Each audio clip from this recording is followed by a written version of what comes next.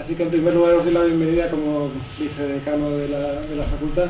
El decano no ha podido estar presente, aunque le hubiera gustado, pero tenía un acto que le obligaba a estar en otro edificio de la universidad, así que imposible. Bueno, una vez más le damos la bienvenida al Foro de Análisis, que muchas veces organiza sus actividades aquí en la facultad y siempre es un gusto. Luego, por otro lado, como miembro del Foro de Análisis, agradezco a la Facultad de Filosofía su amable acogida y, por tanto, a mí mismo me agradezco el estar aquí en representación de la facultad.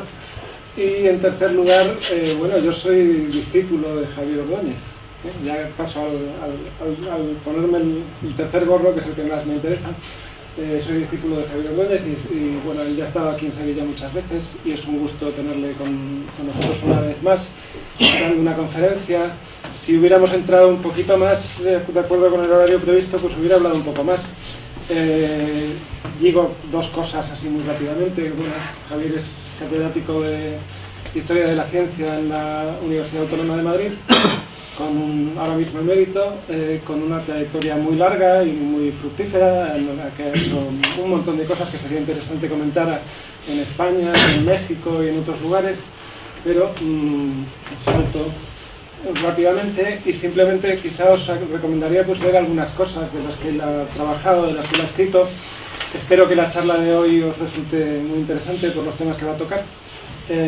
Como por mencionar un par de obras suyas, hay una historia de la ciencia publicada en Espasa Calpe de 3 autores, uno de los cuales es Javier Ordóñez, que es un libro muy interesante para estas cuestiones de la historia general de la ciencia desde la antigüedad hasta el siglo XX.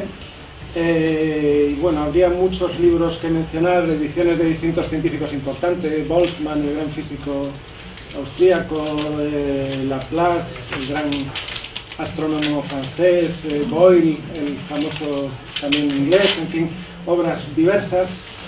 Os recomiendo simplemente que busquéis información por ahí, que afortunadamente Wikipedia nos ayuda en todas estas cosas y hay mucho que encontrar. Y decir simplemente esto, que en los últimos años, ya son muchos años creo, unos cuantos por lo menos, ¿no? Más de dos años, Javier ha estado interesándose mucho por la cuestión de las relaciones entre ciencia, tecnología y guerra. Este fenómeno de la guerra que lo solemos no considerar como si fuera una cosa colateral en la vida humana, lo cual, bueno, seguramente es una actitud muy curiosa que tenemos con respecto a una de nuestras actividades culturales preferidas, ¿no? Y bueno, Javier, en lugar de hacer eso, pues le ha prestado mucha atención directamente y lo ha investigado de muchas maneras, y lo que hoy va a hablar tiene mucho que ver con esto, la cuestión de la polemología, que espero que sea polémica, por supuesto también, y la cuestión de cómo se fabrican rencores, que es muy interesante. Así que bueno, muchas gracias por hablarnos. Muchas gracias. Bueno, ahora viene la parte de agradecimiento. Agradezco a la facultad que nos permita estar aquí, agradezco a esta simpática asociación a la que pertenezco ya desde hace 2 minutos, porque quiero ser el miembro correspondiente de esta asociación en Madrid. Ya sabéis vosotros que las academias, cuando se fundaron, tenían la gente importante, que era la que tenía sede en la academia, y después los provincianos. Y los provincianos eran miembros correspondientes, no eran de pleno derecho, pero eran correspondientes. Entonces yo soy el provinciano, que vive en una provincia en Madrid, y que miraré con cariño a la sede principal de la asociación, que es Sevilla, ¿no? Y además me dará una excusa para venir de vez en cuando a Sevilla para hablar de la asociación. Es decir, que reconozco que me ha resultado muy simpático el hecho de que exista una asociación semejante y bueno, pertenezco a tal cantidad de asociaciones a las que quiero abandonar de carácter académico, que encontrar una asociación que sea múltiple, general y liberal en el mejor de los sentidos, pues es una suerte, y haber encontrado esta asociación pues me resulta muy grave. En segundo lugar, dar las gracias a Pepe, porque dice que es discípulo mío, pero ya sabéis que los discipulados se van borrando con el tiempo.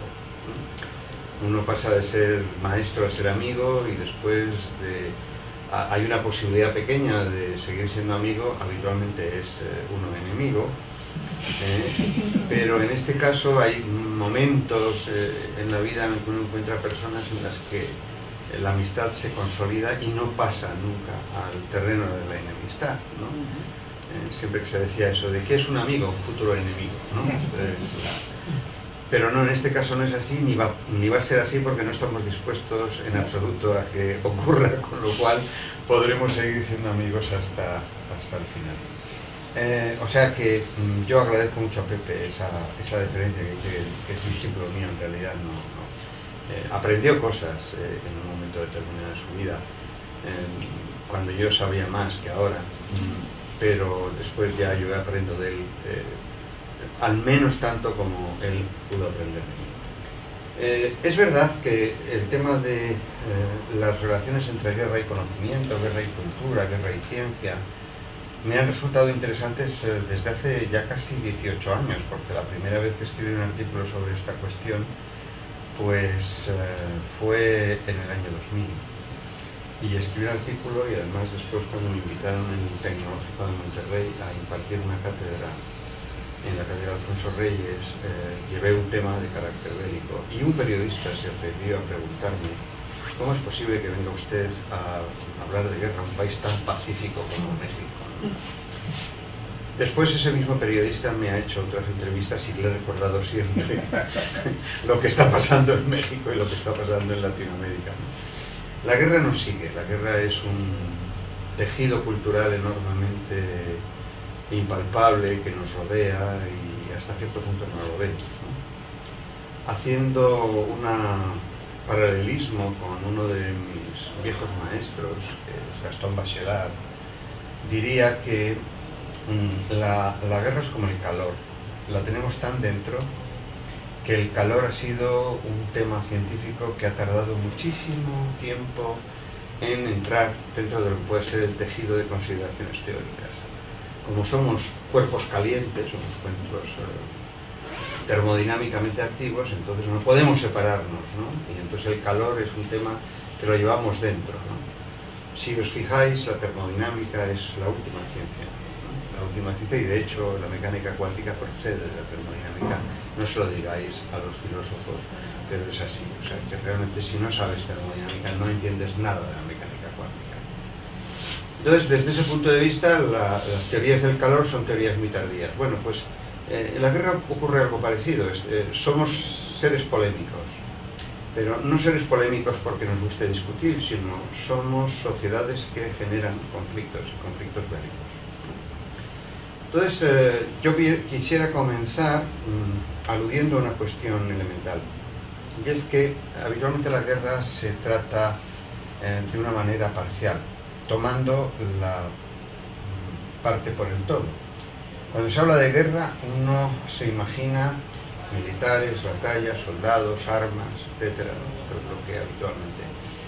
Y esto es una parte de la guerra, y si uno considera que solo la guerra es eso, entonces no entiende nada de la guerra. No entiende nada de la guerra, salvo que a uno le guste la militaria. Estoy cansado de escuchar cuando algún amigo me presenta a otra persona y me dice: bueno, a Javier es que le interesa mucho la guerra. A mí también me gustan mucho las guerras de la Segunda Guerra Mundial, las películas de la Segunda Guerra Mundial, y me gusta. A mí no me gusta eso. O sea, me interesa la guerra, pero no me gusta ese tipo de cine, no me gusta ese tipo de literatura, porque creo que la guerra es un fenómeno cultural mucho más global que involucra a las sociedades que nosotros tenemos delante mucho más de lo que quisiéramos, ¿no? Incluso, por ejemplo, si vosotros os dicen, ¿estamos en guerra? La pregunta, la mayor parte de las personas dirían no. Y sin embargo, nosotros estamos en guerra. Es decir, vivimos en una sociedad bélica que hace la guerra.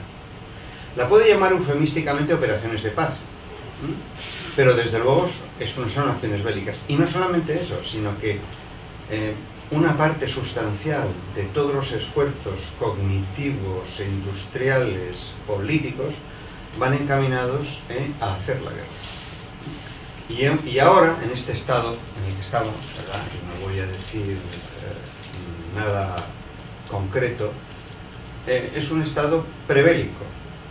Prebélico, y no quiere decirse que la guerra vaya a estallar contra un vecino o cosas de este estilo, sino que tenemos una cierta propensión a considerar que podemos ser atacados. Es decir, vivimos el miedo de la guerra, que es la parte fundamental que alimenta el imaginario bélico.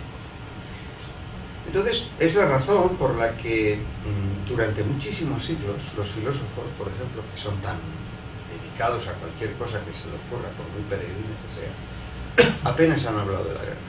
Es decir, los filósofos han comenzado a hablar de la guerra cuando la guerra ha llegado hasta convertirse en parte del tejido social, ¿no? Y si vosotros hacéis un análisis de los temas filosóficos que se han tratado en los últimos 2500 años, os veréis que la guerra comienza a aparecer como tema de preocupación, la guerra como tal, en el siglo XVIII, finales del XVIII, principios del XIX, es decir, cuando las guerras se hacen no desde los ejércitos, no desde los reinados, sino desde las sociedades, es decir, cuando las sociedades se consideran que están en guerra. Y entonces es cuando la guerra se considera un problema filosófico. Abundan en el siglo XX los textos que tratan de la guerra. Incluso ahora tenemos esa especie de maravilla de Foucault, que bueno, las conferencias que dio en el Colegio de Francia se han transcrito, se han editado en contra de su voluntad, y en esos textos de Foucault hay muchas referencias al problema de la guerra. Es decir, la guerra ha entrado de pronto dentro de nuestra forma de discutir en filosofía. Es decir, la guerra ha entrado y ya no se va a ir. Eso también es cierto que es un individuo, es un invitado que no suele desaparecer. Entonces uno se puede hacer una primera reflexión de, bueno, ¿por qué ha ocurrido eso? Y para ello yo necesito referirme a algo que ya mencioné en la conferencia de ayer, pero que como yo creo que la mayor parte de vosotros no estuvo, puedo repetirlo sin problema, ¿no? La guerra cambia de carácter. O sea, uno puede pensar que la guerra es una constante, porque es algo malo, ¿no?, que aparece en toda la historia, desde la antigüedad hasta nuestros días, y entonces hay una especie de invariante de la guerra a lo largo de toda la cultura, y no es cierto.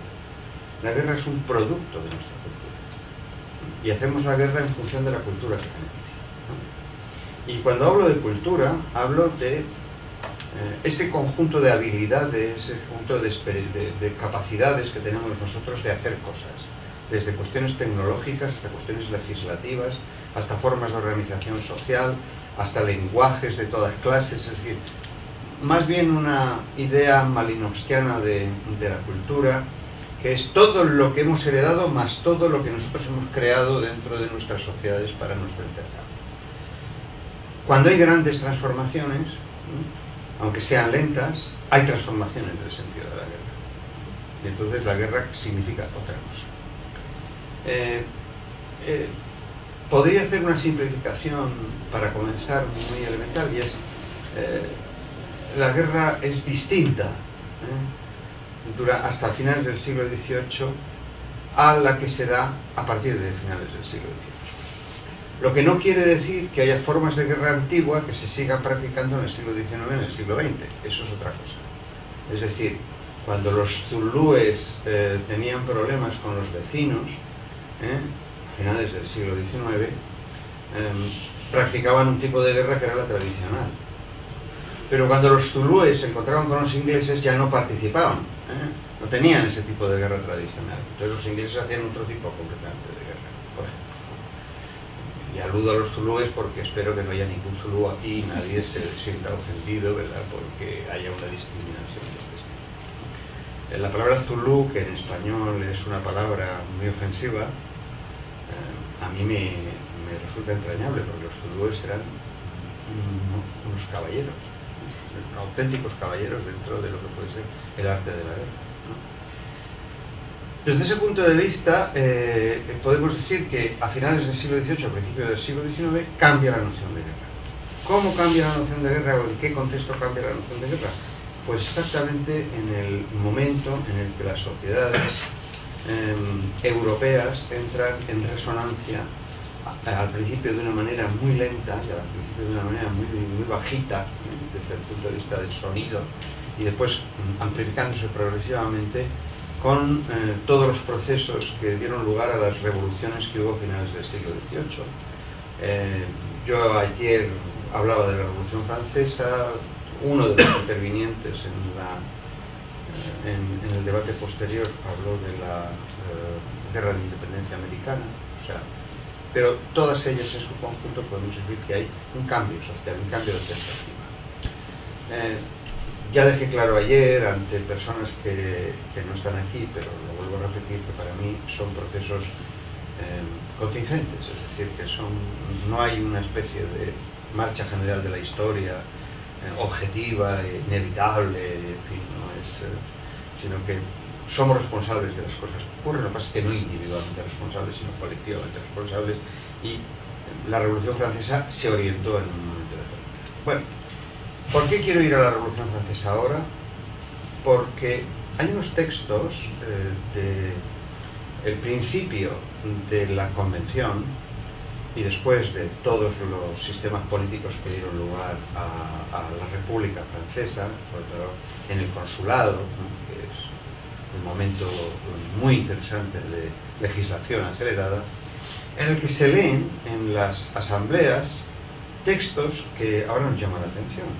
Hay un texto de Foucault que a mí me ha llamado siempre la atención, que dice, para no perder el tiempo en buscarlo y estas cosas, voy a ponerlo en sordina, en la memoria, ¿no?, que no cito literalmente, pero es la idea.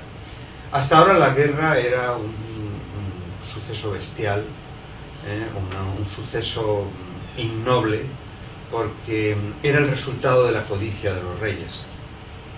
Pero en un momento determinado nuestra república reconoció que la guerra es la forma más bella de expresión. Más bella de expresión, y no solamente más bella de expresión, sino es una magnífica oportunidad para desarrollar las ciencias y las artes.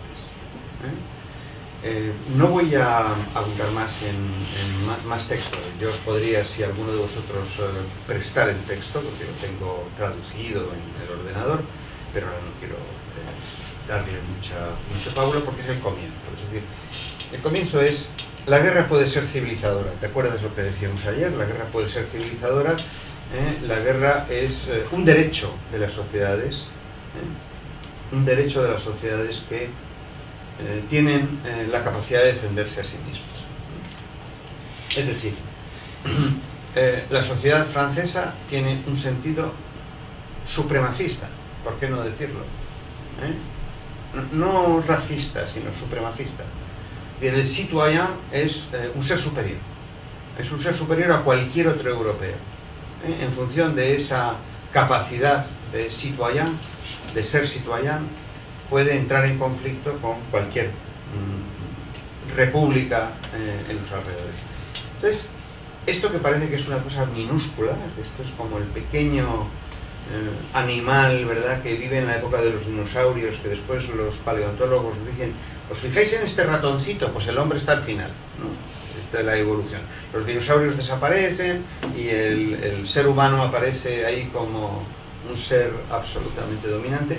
Bueno, pues lo mismo podríamos decir, esta idea de la guerra, que es una idea pequeña, que es una idea que hasta cierto punto puede decir: hombre, esto lo decía Foucault porque era, en fin, porque es que el elan, este revolucionario, este entusiasmo y este tipo de cosas le puede llevar a ese tipo de cosas. No, lo decía con todo sentido. Es decir, tenemos derecho a hacer la guerra porque somos más listos.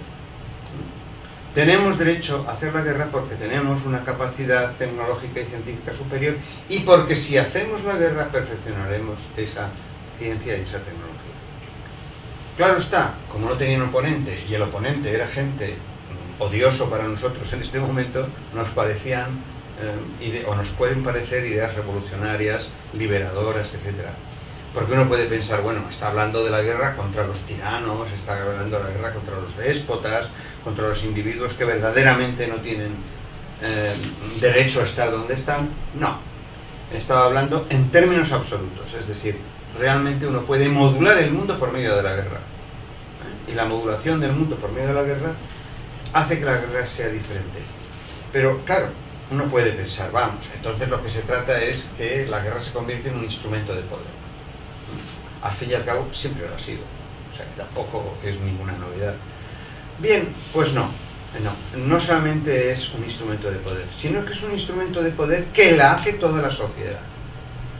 Es decir, esa vieja teoría según la cual solamente pueden hacer la guerra una parte de la sociedad, porque es la parte en la que confía la sociedad, que es habitualmente la nobleza y ese tipo de cosas, ¿no? La nobleza solo la nobleza podía ser militares de graduación, detrás de eso, debajo de esos militares estaba la gente, que habitualmente eran mercenarios y cosas de este estilo, muy pocas veces había leva obligatoria. Es decir, esta idea piramidal desaparece y decir, no. La guerra la hacen los ciudadanos. Los ciudadanos defienden la república. Cuando invaden los austríacos Francia, los marselleses representan la fuerza ciudadana para acabar con los austríacos y los vencen. Y los vencen de una manera radical, de tal manera que una república de la que nadie daba nada por su supervivencia, en realidad se convierte en una república exitosa. Una república que tiene capacidad de exportar su ideología. ¿Y qué exporta? La ideología de la guerra. Es decir, exporta la ideología de que toda la sociedad va a hacer la guerra. Y ahí es donde se instala una manera de concebir la guerra que es la que nosotros vamos a heredar. Y que se va a heredar al menos hasta finales del siglo XX. Después va a cambiar todo, pero esto, digamos, será objeto de otras reflexiones, porque hoy vamos a quedarnos ahí. Entonces, lo que hay en ese tipo de desarrollo es la necesidad de que estos ciudadanos que van a la guerra vayan contra un enemigo que se construya como enemigo. Es decir, nadie puede ir a la guerra a matar a una persona que considera que es como uno, ¿no? Todo el siglo XIX es un siglo de guerras coloniales, como sabéis, verdaderamente, y estas guerras coloniales se pueden interpretar muy fácilmente a través de este patrón de nueva polemología, es decir, de nueva manera de concebir la guerra. Si nos ponemos finos, si nos ponemos un poquito con detalle, podríamos decir que, hombre, no es la única forma en la historia que haya habido este planteamiento de la guerra. Es decir, ha habido muchísimas veces que la guerra se ha hecho con mucha gente. Es decir, ayer hablábamos de la guerra de los 30 años, donde involucró pues toda la población alemana, incluso un tercio o la mitad de la población alemana fue eliminada en la guerra. O sea, esto no es que sea una innovación, pero cuando ha ocurrido eso, cuando han ocurrido ese tipo de acontecimientos, no se legitimaban teóricamente. Ahora se legitiman teóricamente, y la legitimación teórica de la guerra es muy importante. Fijaros que en ese contexto Napoleón fue un individuo que cambió las normas de la guerra. Napoleón es un personaje que es importante no solamente como estratega, sino también como legislador y como transformador de la sociedad. Napoleón fue visto por los británicos durante mucho tiempo como Hitler para nosotros, ¿no? Como un monstruo, ¿no? Un individuo visto con distancia. Napoleón era un individuo muy capaz de hacer una transformación transformó mucho más el mundo Napoleón que cualquiera de los tiranos posteriores, y por supuesto incluyendo a Hitler, ¿no? Es decir, en realidad Napoleón, y perdiendo Napoleón, porque Napoleón perdió también, como también perdió Hitler, o sea que no es que pienso que es que él ganó y el otro perdió, no, es simplemente que su capacidad de transformación fue mucho más poderosa. Bueno, pues Napoleón dijo estas cosas que decía, ¿no? Todo soldado lleva la vara de general en su mochila. Estos dichos, ¿qué los dijo? Es decir, que esto era una cosa que le había dicho. Fue capaz de promocionar soldados hasta el generalato, porque realmente quería establecer la idea de que la guerra es de los franceses, es decir, es de los ciudadanos, y que cuando algún cuerpo de ejército ayuda a los franceses se convierte automáticamente en francés, es decir, se identifica con esos franceses. Bueno, no voy a insistir sobre esta cuestión, pero quiero que quede un poco claro. Entonces, en el siglo XIX uno puede ver toda la tersura colonial como una acción bélica continuada de dominio, que además tenía dos características que eran muy singulares, que es la construcción de un enemigo que muchas veces no era ni siquiera enemigo, era adversario por extrañeza. Fijaros en las guerras del opio, fijaros en las acciones contra Japón, fijaros en las guerras de Egipto, contra los derviches, por ejemplo, los ingleses. Entonces, tenía dos características esta guerra colonial. En primer lugar, el adversario era claramente diferente, es decir, era un alien para la cultura, que uno podía después adoptarlo. Uno podía adoptarlo porque somos muy civilizados y podemos convertir a los gurkas, que son unas personas que a nosotros nos sirven mucho porque asesinan muy bien, en seres adorables, ¿no? Porque mientras están en Inglaterra pues se comportan bien, y después cuando uno los tiene, bueno, no en Inglaterra, en los dominios británicos, y cuando uno los tiene que utilizar pues los suelta, ¿verdad?, para que hagan las atrocidades que cometían. Pero siempre el enemigo es un alien, es otra cosa. Y después la segunda cosa es que al final se puede hacer con ellos lo que uno quiera. Es decir, no hay leyes de guerra. Ya sabéis que en la teoría clásica de la guerra está el derecho a la guerra y derecho en la guerra. Entonces, el derecho a la guerra es el derecho a reconocer que hay algún acontecimiento, que es un casus belli, que me permite entrar en la guerra. Y después el derecho en la guerra es lo que yo puedo hacer legítimamente en una guerra, no puedo hacer cualquier cosa. La teoría de la guerra justa, que es una teoría bastante sofisticada en términos tradicionales, pone límites a lo que se puede hacer en la guerra. No se pueden matar niños, no se pueden asaltar ciudades y matar a toda la población, no se puede... Esto es la teoría general de la guerra. Y toda la discusión del siglo XV, XVI sobre la teoría de la guerra justa es una discusión jurídica, es una discusión de derechos, ¿no? Que no se cumplan después esos derechos, que no se apliquen, no quiere decir que no se discutan, ¿no? ¿Y dónde se discuten? Pues en el siglo XIX, por ejemplo, se discuten en el lugar donde discuten las democracias, las cosas, en los parlamentos. Pero sin embargo, en esos parlamentos siempre se llega a la misma conclusión. Hay que ser bueno con el enemigo, no hay que matar demasiado, hay que ser considerado, ¿verdad?, a no ser que haga falta.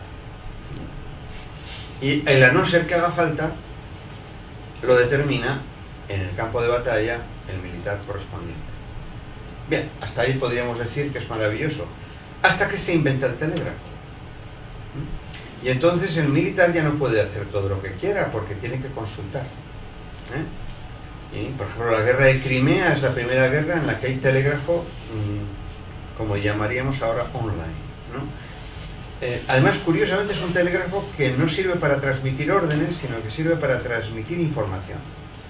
Es decir, el londinense sabía lo que estaba ocurriendo en la guerra de Crimea mejor que muchos de los soldados que estaban en las trincheras, porque había un flujo continuo de información y los periódicos sacaban noticias de la guerra de Crimea, por lo cual si había alguna acción militar problemática, pues inmediatamente se discutía en el Parlamento. Es decir, ¿qué significa eso? Que la sociedad civil no solamente está detrás de las acciones bélicas, sino que decide las acciones bélicas. Os voy a poner el ejemplo de Crimea, el ejemplo, por ejemplo, de la Guerra Civil Americana, en la que, bueno, pues la existencia del telégrafo y la existencia del ferrocarril convirtió batallas en escenarios de una enorme crueldad. Hay batallas que duraron meses. ¿Por qué? Pues porque se podían seguir mandando soldados al frente. Los del norte podían seguir mandando. Con lo cual, eran de una crueldad que comenzaron a sospecharse de que aquello era muy complicado, ¿no? Es decir, que los civiles intervengan en la guerra no mejora la guerra, sino muchas veces la encona más, ¿no? Incluso a los civiles les gusta la transgresión en la guerra.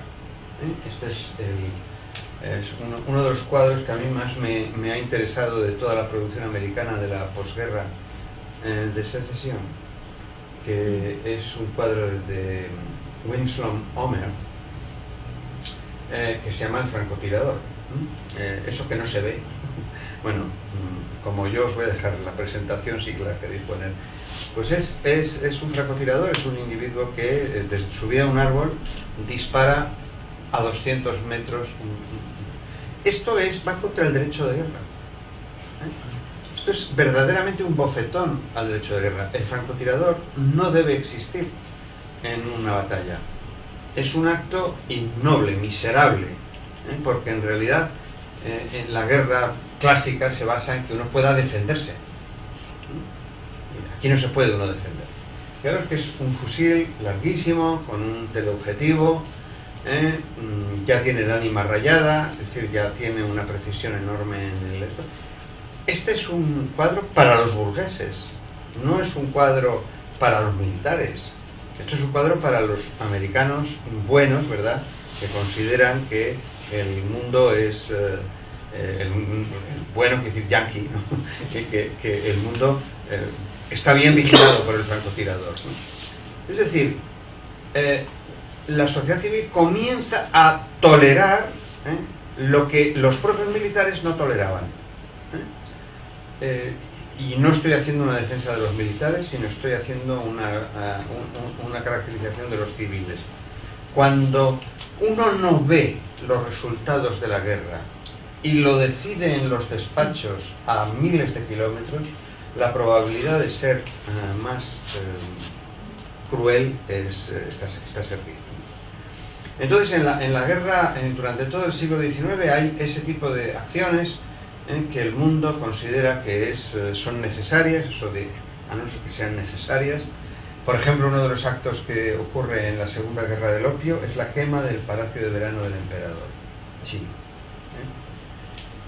Cuando yo ahora oigo hablar de los destrozos que producen la guerra y de que un museo queda saqueado por gente que no odia la cultura que representan y tal, me pregunto qué pensarían los ingleses y franceses que saquearon el Palacio de Verano del Emperador y que quemaron durante días producciones, libros, producciones artísticas, libros, manuscritos, hasta reducirlo todo a cenizas.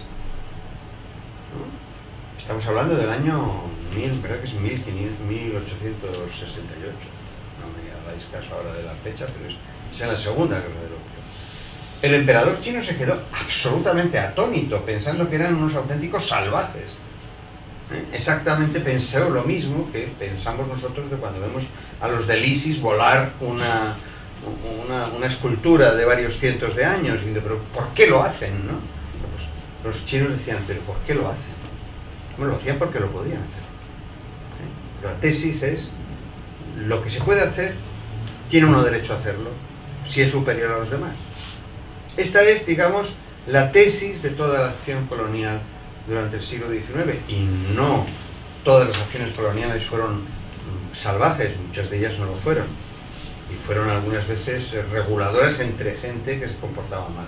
Pero la idea fundamental es que, en definitiva, como son aliens, no pertenecen a nuestra cultura, podemos hacer en última instancia lo que queramos, porque nosotros tenemos la responsabilidad. Os hablaba ayer de la teoría del destino manifiesto, etcétera, etcétera, y porque se comienza a generar una situación curiosa, lo que algunos analistas llaman el miedo ateniense. El miedo ateniense es el miedo que describe Tucídides en la guerra del Peloponeso, cuando los atenienses van a ver qué pasa en la isla de Delos, por qué la isla de Delos no se adhiere a la liga ateniense, y hay un diálogo famoso que reproduce Tucídides, por la que los de Delos no quieren unirse a la liga ateniense y no quieren permanecer neutrales. Entonces los atenienses destruyen la ciudad y acaban con la población, y la razón que dan es porque tenían miedo de que el ejemplo de Delos cundiera. La neutralidad es mala, ¿no? Pero esto ha quedado como una figura, como un tropo, en toda la literatura de la polemología de todos los tiempos, en el sentido de que cuando uno es muy fuerte, comienza a tener miedo del débil. Es decir, no puede dejar de exigir al débil que se adhiera a uno. No se soporta, no se tolera la neutralidad, y en definitiva se transforma ahora diciendo de no dejes ninguna ofensa sin responder, que es exactamente la teoría colonial. Los ingleses podían haber dejado a los derviches tranquilamente en Egipto, que estaban ahí en el Quinto Pino, en el Nilo. No lo podían hacer, porque podían producir ejemplos en otras comunidades. Entonces había que ir y destruirlos, ¿no? Y la destrucción se llevaba a cabo precisamente por esos motivos del miedo del hijo. Es decir, que el mundo del siglo XIX gesta un tipo de guerra que en el fondo es una guerra absolutamente colonial. Es decir, sin más. La única excepción es la Guerra Civil Americana y la Guerra Franco-Prusiana. Son las dos únicas excepciones en Europa, en lo que puede ser el ámbito occidental, ¿no? Ese occidente que se está construyendo en el siglo XIX y que además se construye a golpe de revolución industrial. Entonces, las sociedades que surgen son sociedades enormemente estandarizadas, enormemente perfectas, enormemente que funcionan como relojes, ¿no? Es decir, que la idea de que el objeto tecnológico más representativo del siglo XIX es el horario del ferrocarril. Allá donde hay un horario de ferrocarril hay cultura, hay civilización. En el momento en que no hay horario de ferrocarril, entonces ya es la barbarie, ¿no? Esto se puede observar incluso en la literatura. Si habéis leído La Vuelta en 80 días, ¿no? Esta idea de que todo está absolutamente normalizado y estandarizado. Es decir, eso es lo primero. Y que estas guerras dan lugar, por ejemplo, la Guerra Civil Americana, a una sociedad que se expande tecnológicamente. De hecho, la gran revolución industrial americana viene después de la Segunda Guerra Mundial, de la Guerra de Secesión, perdón. O sea, después de la Guerra de Secesión, a partir del año 65, Estados Unidos entre el 65 y el año 1914 sufre una de las mayores expansiones industriales del mundo, solo comparable a la que tiene Alemania a partir del año 1870, después de la Guerra Franco-Prusiana, que también es otro tipo de guerra que reordena el territorio.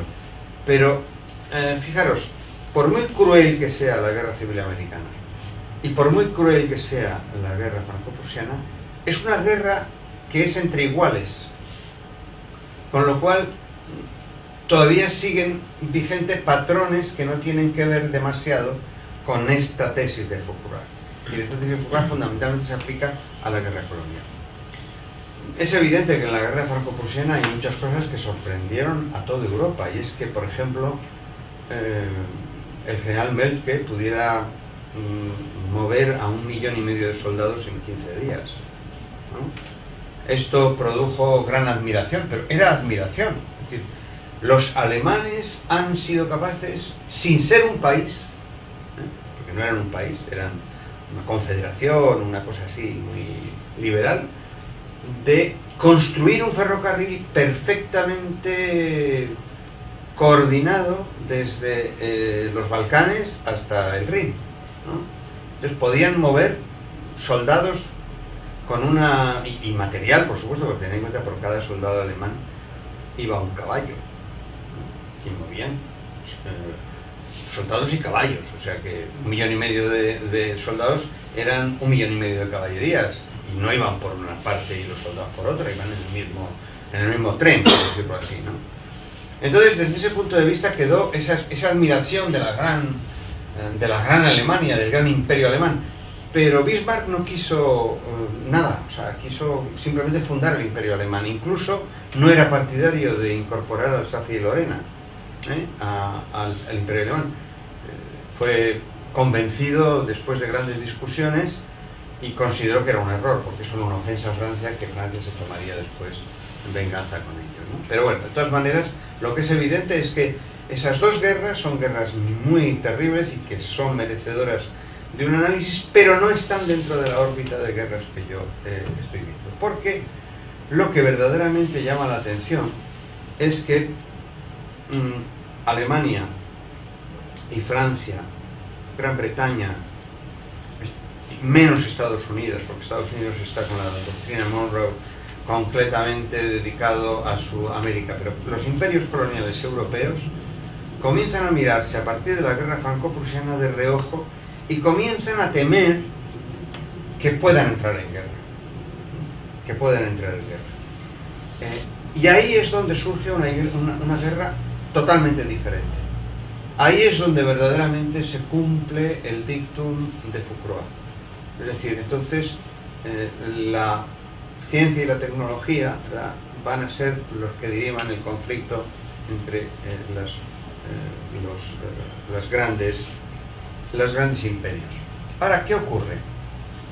La pregunta del millón, ¿verdad? Esto lo estuvimos hablando ayer suficientemente, bueno, no en la conferencia, sino en privado, es la Primera Guerra Mundial, ¿por qué se produjo?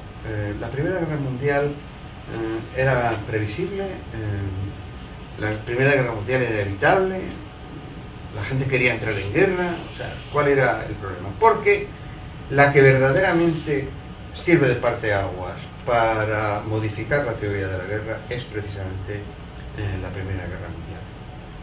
En primer lugar, uno tiene una representación muy ingenua de la guerra, de lo que se llamaba la Gran Guerra, porque la Gran Guerra fue Gran Guerra hasta que hubo otra Segunda Guerra tan grande que entonces cambiaron, ¿verdad?, las denominaciones, ¿no? La Primera Guerra Mundial fue Gran Guerra hasta el año 39 y Primera Guerra a partir del año 39, ¿no? Pero en realidad no.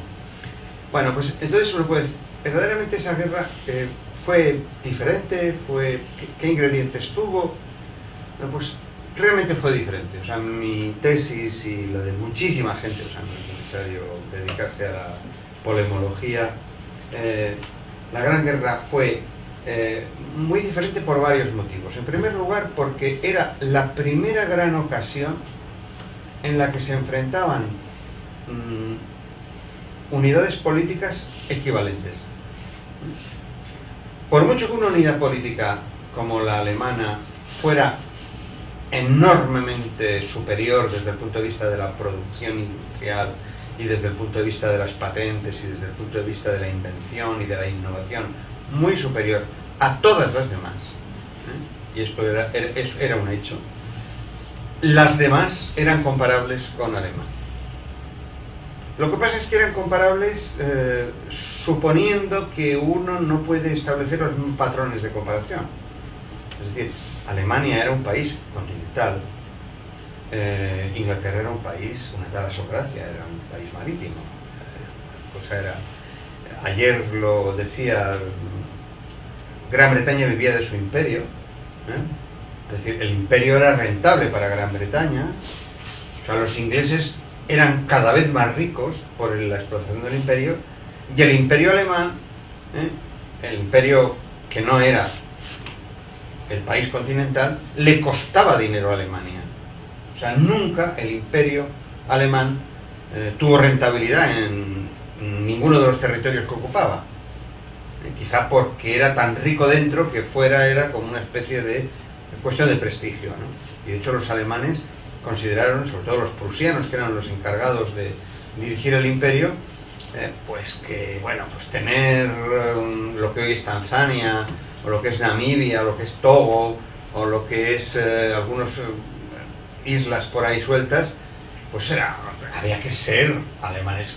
Uno lo tenía por prestigio, no lo tenía por cuestiones económicas. Es decir, pero al final había una cierta equivalencia, es decir, porque había una valoración de lo que era la ciencia y la tecnología en Alemania, de lo que era la ciencia y la tecnología en Francia, de lo que era la ciencia y la tecnología en los imperios centrales. Es decir, eran potencias equivalentes. Y entran como tales potencias en conflicto. No es el ejército alemán, no es el ejército francés, no es el ejército británico. Es Gran Bretaña, Alemania y Austria, es decir, los imperios centrales, incluso podríamos decir el imperio ruso, y se determina así, son los imperios. ¿Por qué son los imperios? Porque, fijaros, hay grandes imperios que apenas tienen ejército. Uno de los grandes problemas que tiene Gran Bretaña cuando entra en el conflicto es que no tenía soldados.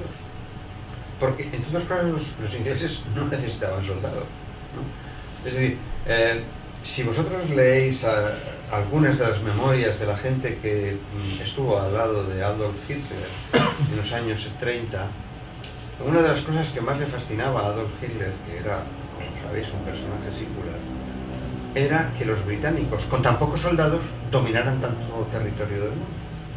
Es decir, los cuerpos expedicionarios británicos no llegaban a superar los miles de soldados. Nunca habían organizado un ejército de 600.000 hombres, como Napoleón para invadir Rusia. Los británicos eran, digamos, cirujanos, ¿no?, de la guerra. Y se embarcan en una guerra en la que de la primera atacada acaban con su ejército, ¿no?, en el sentido. Y sin embargo los alemanes tienen un ejército muy poderoso, tienen millones de soldados, pero tienen millones de soldados y cientos de fronteras que defender, con lo cual tampoco es muy eficaz su ejército, si el ejército no se puede movilizar.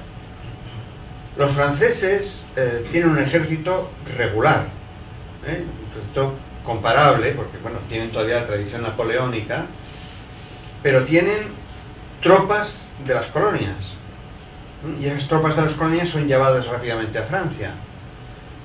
Pero resulta que esas tropas de las colonias no son bien vistas por los soldados franceses, porque a los soldados franceses les gusta luchar al lado de los franceses. Los senegaleses tienen que luchar al lado de los senegaleses, o sea, no puede uno mezclar ese tipo de cuestiones. Pasa un poco lo que ocurrió en la guerra de secesión americana con los batallones negros, ¿no?, que eran batallones negros, pero nada más que de negros, no había otro tipo de... Entonces, desde ese punto de vista, la Primera Guerra Mundial es una guerra bastante paradójica, ¿no? Hay un dictum que dice: estaréis de vuelta en casa antes de que las hojas caigan, ¿no? Es una frase que se atribuye al emperador Kaiser Wilhelm, que este hombre consideraba que la guerra era una guerra colonial, era una expedición. O sea, la Primera Guerra Mundial, la Gran Guerra, no iba a durar mucho, no podía durar mucho, entre otras cosas porque había que volver a casa para Navidad. O sea, estas cosas no eran... por supuesto, en Gran Bretaña pasaba lo mismo, ¿no? Es decir, no voy a entretenerme en cómo fueron todos los manejos de la guerra, que eso ya lo sabéis todos vosotros, ¿no? Los franceses evidentemente consideraban que los alemanes iban a entrar por la parte vectorial de la frontera y se habían amurañado allí. Los alemanes tenían planes hechas por muchos estrategas más o menos bien informados, pero el plan Schlieffen preveía actuar a través de Bélgica, como efectivamente ocurrió. Todo esto lo conocéis. Eso no me preocupa porque es un escenario.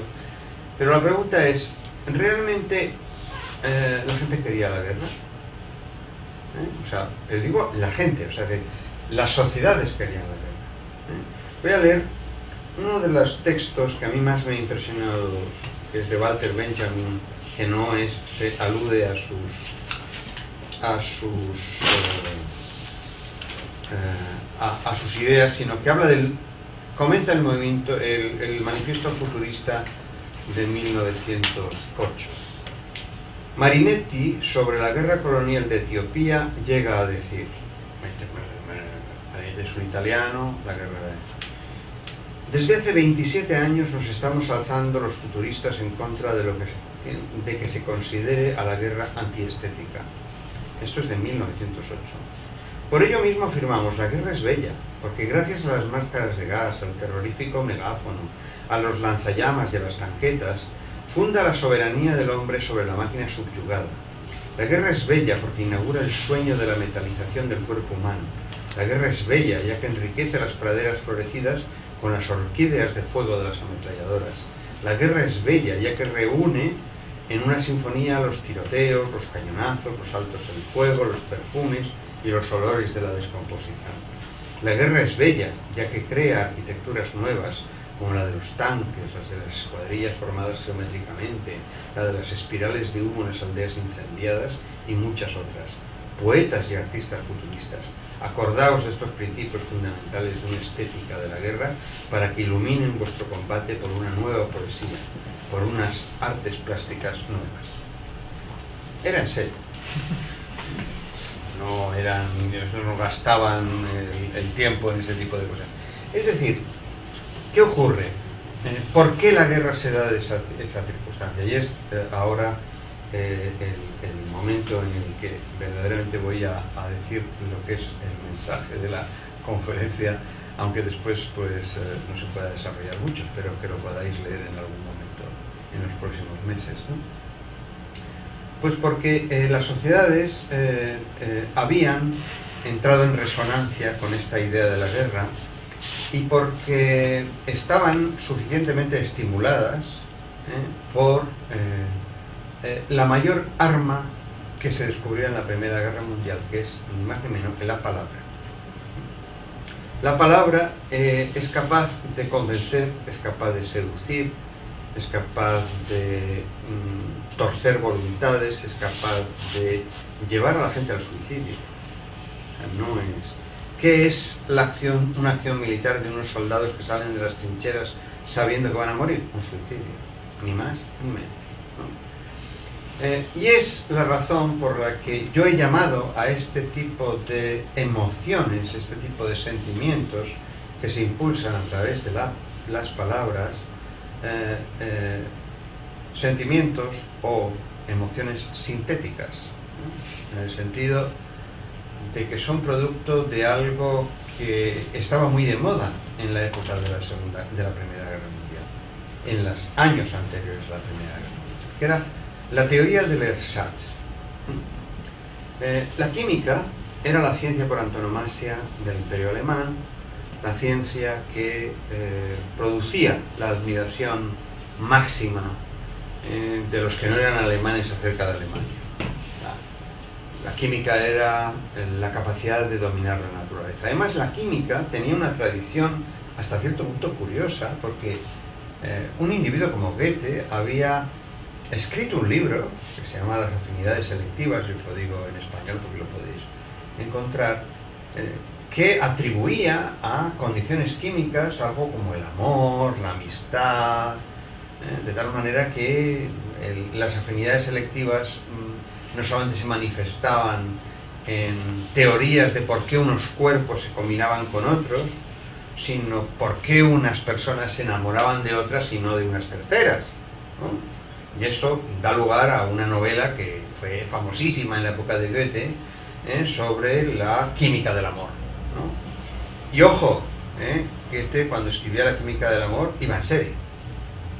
Es decir, consideraba que efectivamente había una base material del amor que se podía interpretar desde un punto de vista químico.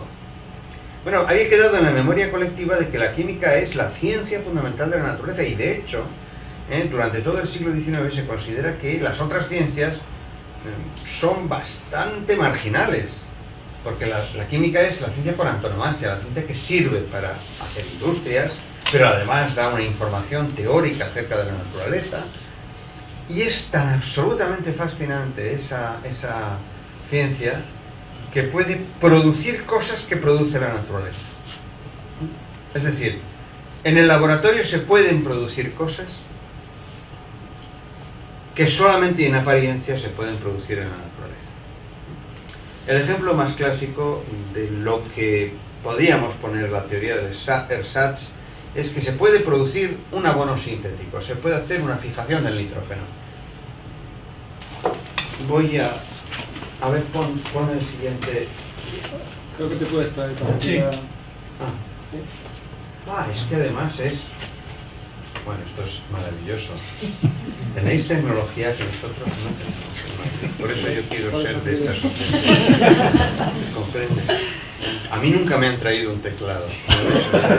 Siempre hay una primera vez. Y ya soy médico, o sea que todavía lo que ha pasado antes. Bueno, entonces, esto es, bueno, es una fotografía ridícula, pero Haber, que sabéis, Fritz Haber, que es un químico alemán muy afamado, en el año 1908 pues encontró un procedimiento de fijar el nitrógeno en el amoníaco, y entonces fabricar amoníaco y fabricar productos químicos que daban lugar a fertilizantes.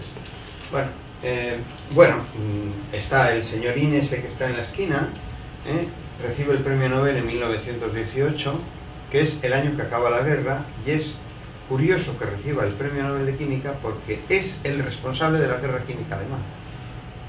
O sea, no es un individuo neutral, no es un científico de estos que diga, hombre, pues yo la verdad es que la guerra me vino mal porque yo quiero la paz. No, él quería la guerra fue muy útil para él, ¿no? O sea, porque consiguió fabricar gran cantidad de gases, ¿no? Y gran tipos de gases, ¿no? Y fue coronel del ejército y se le ve en las fotografías vestido de coronel muy chulo, en fin, él tiene estas cosas.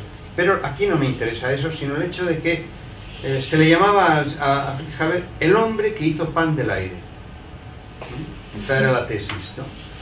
Consiguió que los campos exhaustos de Alemania volvieran a producir trigo, un cereal alemán. Los cereales alemanes, cualquier persona que estaba en Alemania sabe que son espantosamente malos, ¿verdad? Pero bueno, él conseguía que malos o buenos se fabricaran, centeno, pan de estos, cereales que podían.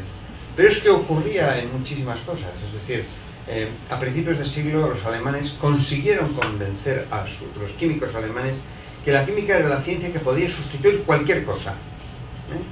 Y la teoría esta, la teoría del ersatz quiere decir sustituto, o sea, es decir, si no puedes comer flan, pues come flanín. El doctor Edke te ha dado la posibilidad de comer una cosa que parece flan, pero no es de huevo, ¿no? Es una cosa así.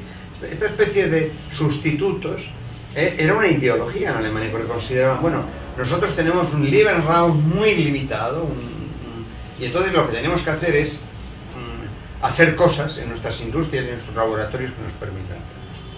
Bueno, pues es verdad, esto era lo sintético, es decir, es producto de síntesis. Bueno, pues igual que había productos de síntesis en el ámbito de la química, había en el ámbito de la ética y había en el ámbito de la emoción, ¿no? Era imposible mantener una guerra en la que en una batalla morían 900.000 soldados sin una dosis de rencor sintético contra el enemigo. Es decir, no, espontáneamente la emoción, el odio es algo que se agota, pero si uno lo alimenta no se agota.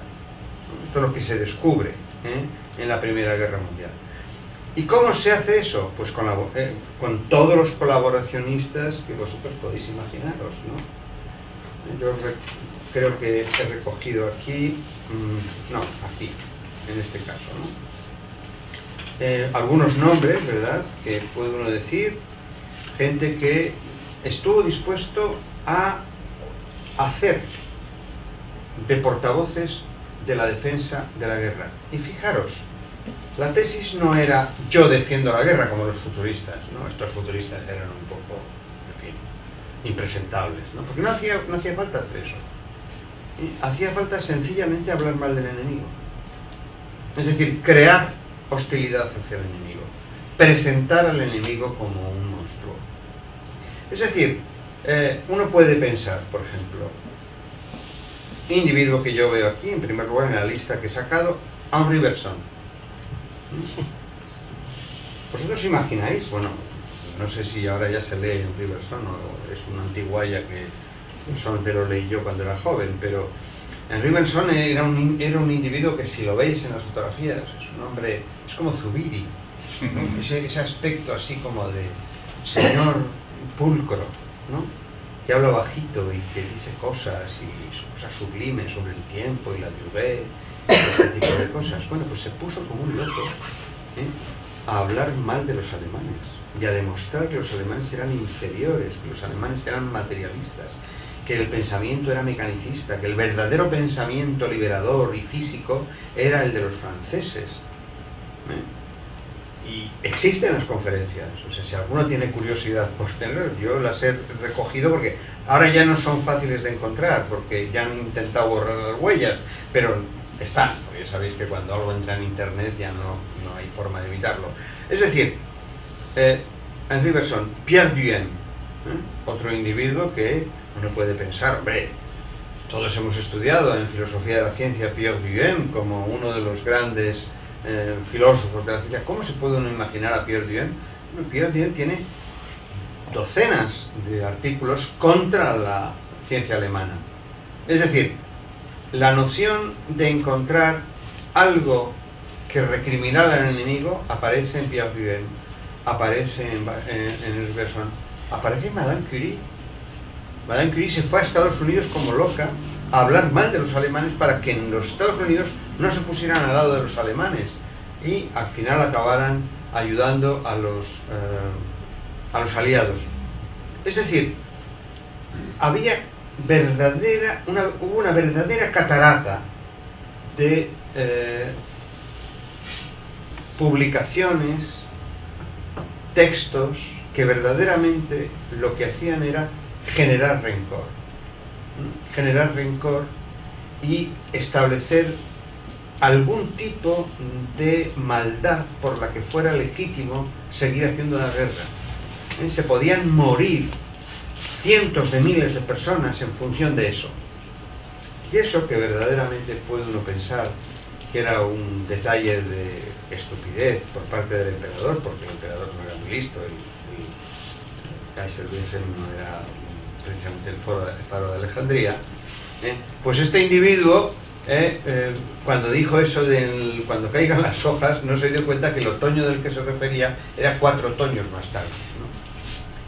Entonces, la idea de que durante 4 años estuvo alentando por parte de Francia, por parte de Alemania, por supuesto, por parte de Gran Bretaña, el rencor, es algo que se puede ver incluso en los tipos de financiación que se dieron para que los escritores escribieran cuentos, para que escribieran narraciones, para que escribieran novelas, aparte de las novelas que después, cuando acabó la guerra, se escribieron sobre la guerra. Por ejemplo, pues no sé, una de las novelas más curiosas y famosas, que es Sin novedad en el frente, o La guerra de Nötke y de todo este tipo de gente. Ahí, antes de la guerra o durante la guerra, el Departamento del Exterior británico se dedicó sistemáticamente a financiar y a pedir a todos los individuos que hicieran ese tipo de aportaciones, ¿verdad? Porque eso iba a producir una cierta seguridad en la sociedad de que estaban haciendo lo bueno. Teniendo en cuenta de que es una guerra que acaba en pocas semanas con los ejércitos profesionales, que comienza a llamar a cientos de miles de personas para que se incorporen al frente, que una parte sustancial de esos cientos de miles de personas mueren en el frente. Es decir, que se puede dar una batalla de 900.000 víctimas en las que se ha movido el frente 300 metros. que se reconquistan en las siguientes semanas. Si uno va, por ejemplo, ahora a la Somme o va a Verdun y uno ve los campos estos, y aquí murieron 900.000 personas por 1 metro de terreno. No hay forma de evitar ese tipo de cuestiones, teniendo en cuenta que esta guerra fue una guerra que tuvo también su propia propaganda. No sé si... este es el señor, el Kaiser Wilhelm. Y los señores de Chistera son todos los individuos que inauguran el primer instituto Max Planck. Entonces se llamaba el Kaiser Wilhelm Institute, ¿no? Ahora se llama Max Planck porque ha preferido poner un individuo más presentable, ¿no? Pero, bueno, pues en este instituto de química se hicieron experiencias que provocaron esta especie de iniciativas bélicas que eran tirar gases. Los pintores pintaron cosas tremendistas como el cuadro de Singer, ¿no? Los poetas escribieron poemas sobre el gas como el de Owen, ¿no? Pulchra de colum est pro patria mori, que es uno de los poemas más maravillosos. Pero lo que es evidente es que pintores, fotógrafos, periodistas, todos hablaban de la guerra. Todos se hablaba de la guerra. Había manifiestos continuamente a favor de la guerra. En España hubo manifiestos que salieron en el Liberal. Los españoles querían ir a la guerra. Lo que pasa es que por fortuna no fuimos, ¿verdad? Pero lo que es un hecho es que había una parte de la población de la guerra. Es más, si probablemente hubiera habido una votación, habría ganado el ir a la guerra. Esto está bastante claro.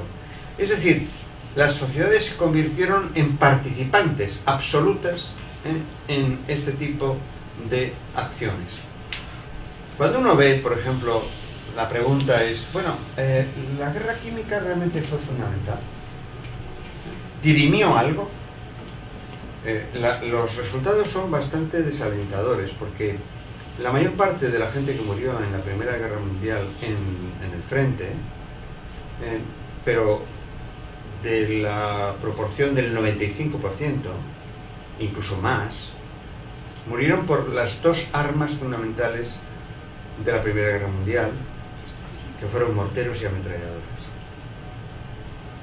Morteros, ametralladoras, bayonetas, disparos.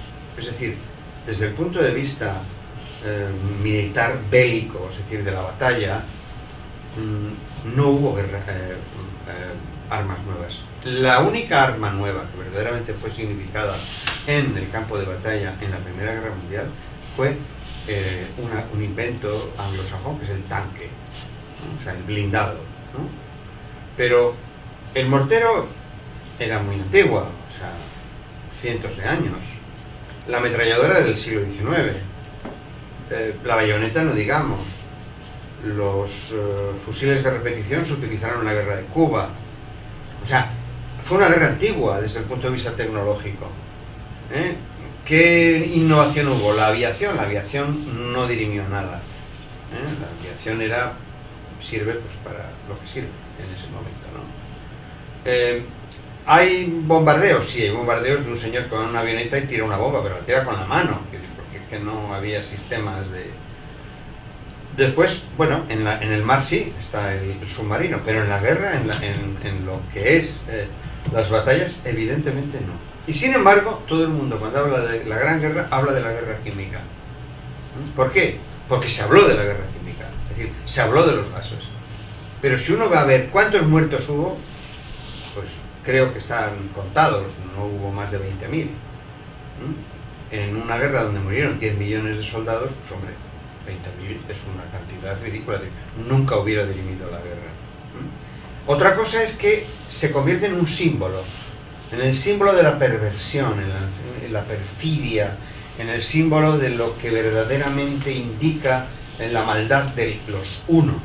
Los unos son los alemanes, que es como se les llama desde el punto de vista francés.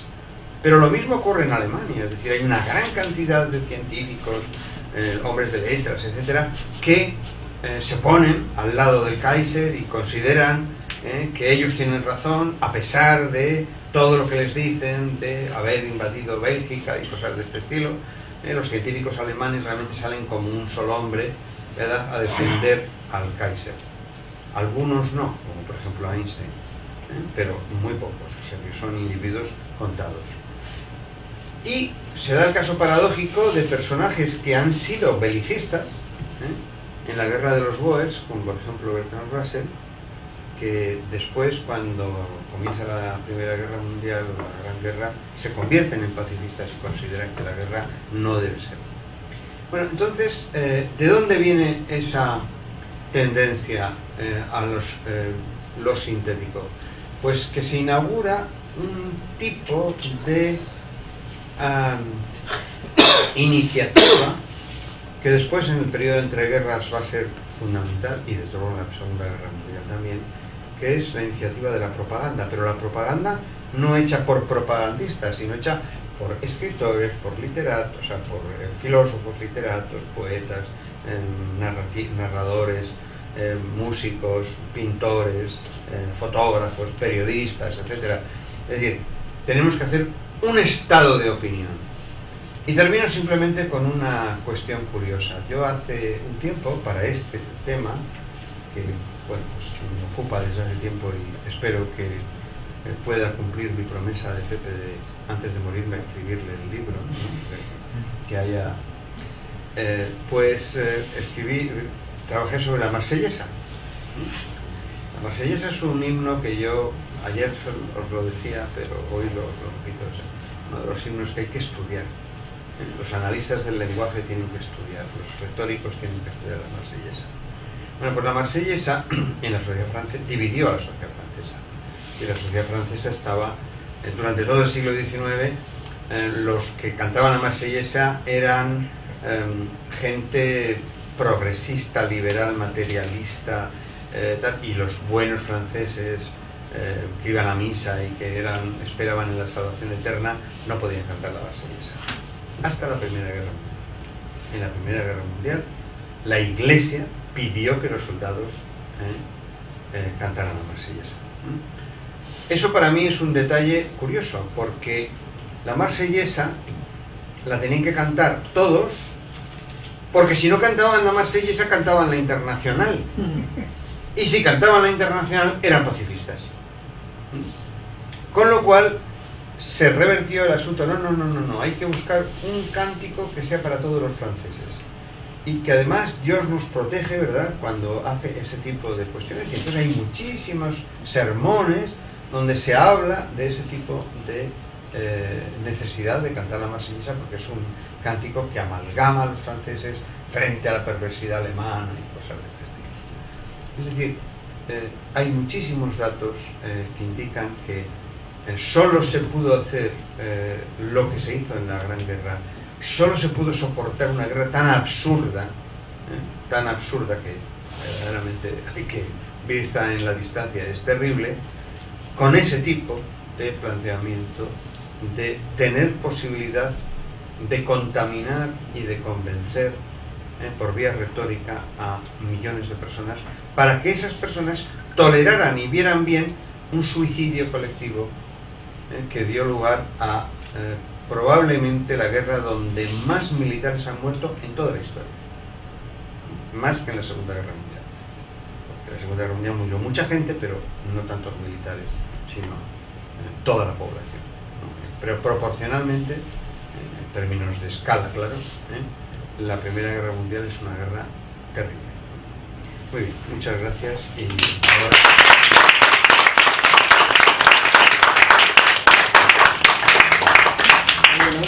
Vamos a tener muy poco tiempo para preguntas. Quizá podríamos apagar el aire acondicionado, porque yo veo que nos estamos poniendo todos helados. Y os pido que sean muy breves y que las respuestas también sean muy breves. Bueno, una vez más, muchísimas gracias por esta exposición tan completa y que invita a abrir muchas interesantes preguntas. Mi pregunta va a ser tan breve como lo siguiente. Se ha planteado la propaganda como una forma de construcción de rencor sintético. A día de hoy, el rencor sintético de nuestro tiempo se podría señalar como el fenómeno de la posverdad. Bueno, la posverdad es una forma de récord sintético, ¿no? Quiero decir que es una forma contemporánea, pero la posverdad es posverdad ahora, pero antes era de otras formas, ¿no? Pero sí, y además esta fabricación de récords sintéticos ahora tiene mucho éxito. Ahora tiene mucho éxito, porque el malo, o sea, porque además en este tipo de cosas no es el soldado el que es malo, sino es el pueblo el que es malo, el colectivo el que es malo. Muslim, negro, individuo ruso puede ser, o cualquier, pero siempre tiende a la colectivización del rencor. ¿Entiendes? ¿Cómo estás, Dani? Bueno, No, ¿qué queráis? dale tú. Bueno, muchas gracias por la conferencia, muy sugerente, y la verdad es que por el poco tiempo nos vamos a quedar con muchas cosas por tratar. Antes de que se me olvide, bienvenido al Foro de Análisis, un honor. Yo ya soy uno de vosotros. Bienvenido al Foro de Análisis, un honor que... Cuando vengáis a Madrid podéis... Podemos organizar algo en Madrid, magnífico, magnífico. Bueno, tengo aquí un montón de notas sobre el estado prebélico en el que dices que hemos vivido, la sugerencia del cuadro del francotirador, que a mí me ha recordado a una nueva modalidad de parte innoble de la guerra, como son los drones, que en la actualidad es un señor que está en Carolina del Sur o del Norte volando un avión que está bombardeando en Afganistán, lleva a los niños que viven en las ciudades de cualquier país asiático a no estar tranquilos un día soleado y estar contentos en un día nublado porque estiman que no van a ser bombardeados por drones. Marinetti te hubiera preguntado por él, pero selecciono una pregunta porque en la época de la Gran Guerra efectivamente estaba todo el mundo convencido que iban a una fiesta prácticamente, estaban todos contentos de ir, iban silbando, era casi una excursión. Has estado hablando de la generación de estos rencores sintéticos que con posterioridad son muy evidentes que la propaganda tiene una intervención dirigida, bueno, maestros, Goebbels y muchos otros, ¿no? Pero ahí está identificado quién es el que inicia esta propaganda o esta generación de rencor sintético. Pero en una época en la que eso es tan transversal, esa iniciativa se le puede atribuir a alguien. ¿Cómo gente tan diversa desde tantos ámbitos y en tantos países coinciden en esta generación de rencores sintéticos que al final van a llevar a esa sociedad a un verdadero desastre? Bastante generó un cambio de mentalidad en la época. Pero no hubo, o sí lo hubo, esa es la pregunta. ¿Hubo alguien que dirigió, como en la propaganda parece que está con posterioridad en años siguientes, que estaba dirigida? ¿Algo tan transversal se puede considerar que tuvo un agente que lo inició? Si hay un Goebbels de esa época, yo no lo conozco y no he encontrado a nadie. Es verdaderamente curioso, es un fenómeno de resonancia. Es un fenómeno de resonancia que comienza, fíjate, tiene un desencadenante que es la carta que mandaron los científicos alemanes al mundo. Eso sí es un desencadenante. Porque a partir de entonces yo tengo identificados conferencias de Bergson, conferencias de mucha gente en París. Bergson pero se convirtió en un activista. O sea, yo no creo que hubiera un Goebbels, pero sí hubo desencadenantes. Era el estado de una época, en definitiva. Sí, era además, como, igual que a veces es inevitable que parece que vaya a surgir una nueva idea científica o lo que sea, en esa época parecía inevitable que ocurriera además, una guerra, ¿no? Pero además, bueno, después Stefan Zweig en su libro Este mundo de ayer, pues dice eso de nadie pensaba que podía haber una guerra, y todo el mundo le dice, mire usted no lo pensaba, pero este manifiesto de los futuristas no era broma, y he leído esa cosa que cita Walter Benjamin, o sea, no es literal de los futuristas, es de un individuo tan florido como Walter Benjamin, pero hay otros muchos. O sea, decir, la idea es la estética de la guerra. La guerra es purificadora, la guerra es creativa, la guerra, esta idea de que la guerra nos libera, ¿eh? La molicie, ¿verdad? Se acaba con la guerra, ¿no? Ahora tenemos tanta molicie que tenía que haber una guerra, no digamos, ¿no? Para estos individuos. Que es la idea colonial, la idea victoriana, ¿no? Es decir, uno se iba a la India a hacerse hombre, ¿no? Y dice uno, y a enriquecerse, sí, pero más las familias lo mandaban a ese tipo de acciones, ¿no? Porque en realidad moría poca gente, o sea, no era... Yo tenía dos pequeñas cuestiones. La primera, si cree que el fundamentalismo pacifista de la sociedad civil puede tener su causa o arrancar en la época hippie estadounidense por la guerra de Vietnam. Y después, sí, o sea, decía Aristóteles que el fin de la guerra es la paz, ¿no? Se podría decir que actualmente el fin de la guerra para muchos políticos profesionales, o sea, mantiene su estatus como, o sea, salvaguardando su posición. Vamos a ver, yo, sinceramente, en la época hippie, que es la época mía, en la época de la guerra de Vietnam y esas cosas, hubo un fundamentalismo, como tú yo lo llamas, pacifista, ¿no? Pero es un fundamentalismo pacifista bastante belicista, ¿no? Porque es eso de luchemos por la paz, ¿no?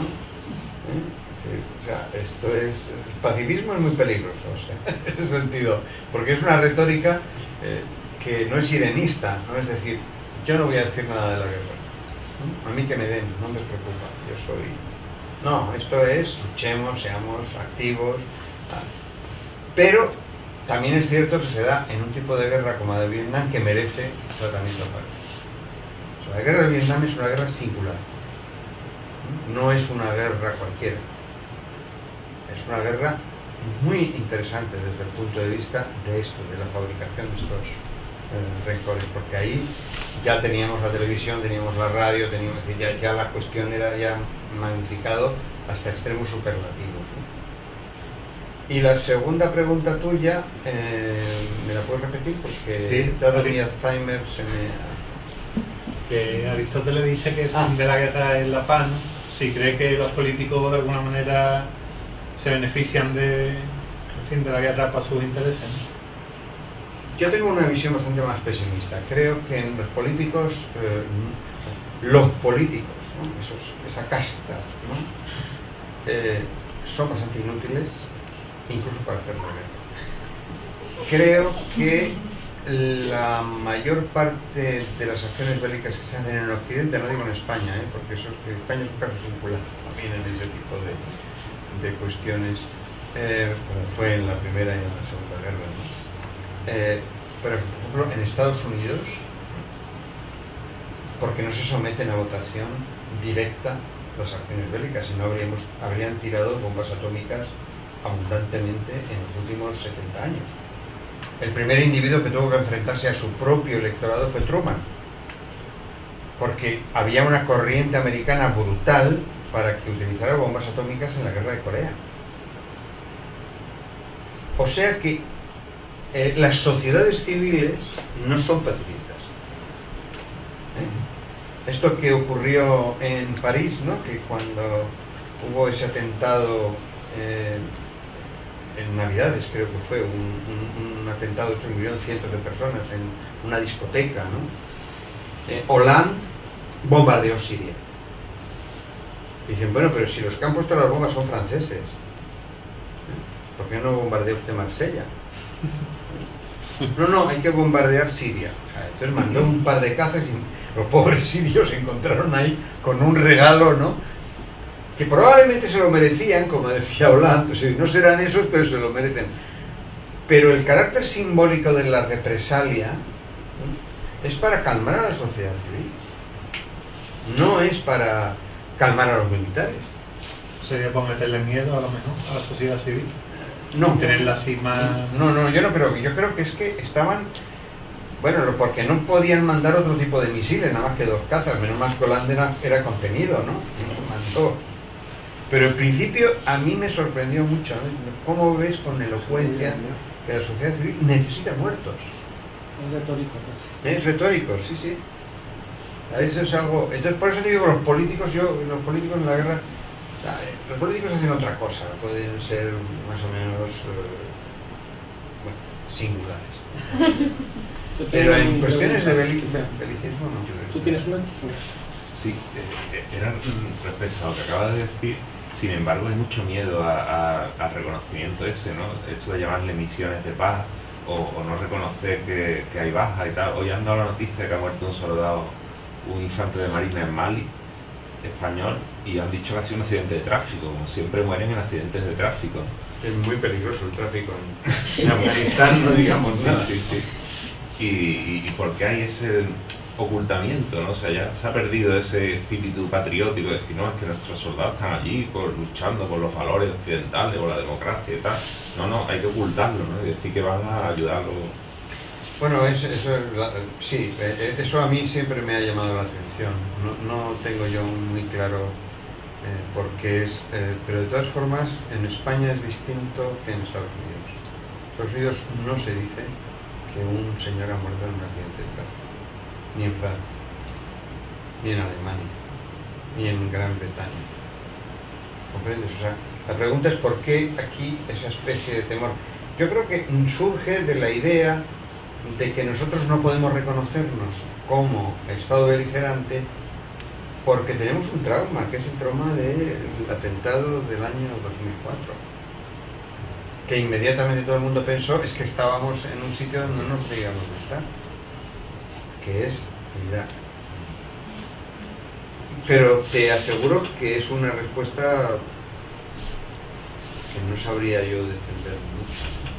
Porque en otros países no ocurre. O sea, cuando hay un marine que muere, es un marine que muere y se le trae en un sarcófago con la bandera y se le hace un homenaje. Aquí no, aquí es bueno, el pobrecito, es que tenía el embrague mal y cosas de ese estilo.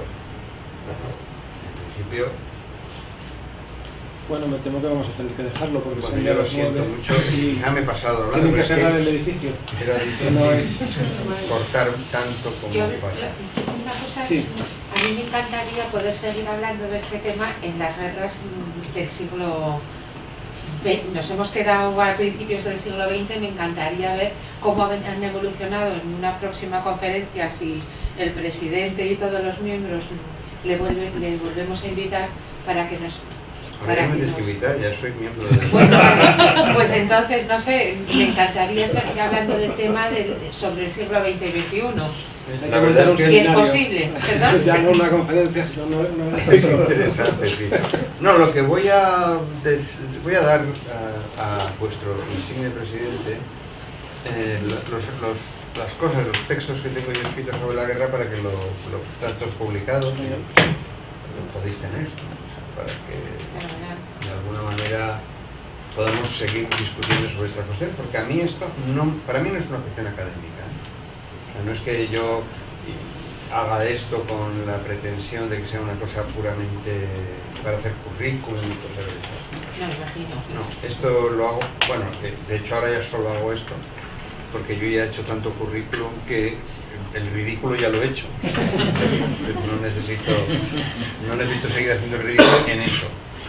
Entonces voy a darte los textos, como tengo tu correo, pues te los mando y después qué tipo de cuentas tenéis para distribuirlo no lo sé. Sí, ya, ya se buscará. Sí, ya buscamos la forma. Buscamos la forma, son 4 o 5, o sea, entre todos son 100 folios, o sea, no es más.